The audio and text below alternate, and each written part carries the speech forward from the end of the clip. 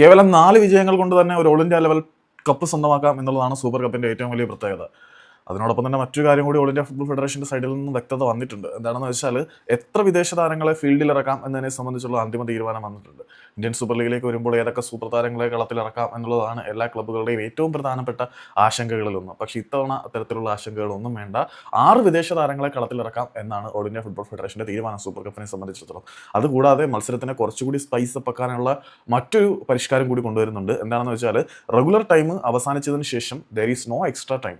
അവിടെ സാധാരണ മത്സരങ്ങളിൽ ഏതുപോലെയുള്ള എക്സ്ട്രാ ടൈമിൻ്റെ പരിപാടികളൊന്നുമില്ല.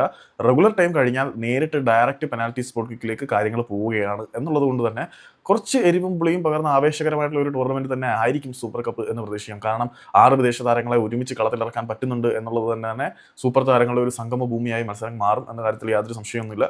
അതുകൂടാതെ 90 മിനിറ്റുകൾ കഴിഞ്ഞാൽ ഉടനെ എക്സ്ട്രാ ടൈം എന്ന് പറഞ്ഞിട്ടുള്ള ഒരു വലിച്ചു നീട്ടൽ പരിപാടിയൊന്നും കാണത്തില്ല. ഡയറക്റ്റ് പെനാൽറ്റി സ്പോട്ട് കിക്കിലേക്ക് പോകുന്നത് കൊണ്ട് തന്നെ ആവേശം നിറഞ്ഞു തുളുമ്പി നിൽക്കുന്ന പോരാട്ടം തന്നെ ആയിരിക്കും നമ്മൾ ഈ ഒരു ടൂർണമെൻറ്റിൽ കാണുക.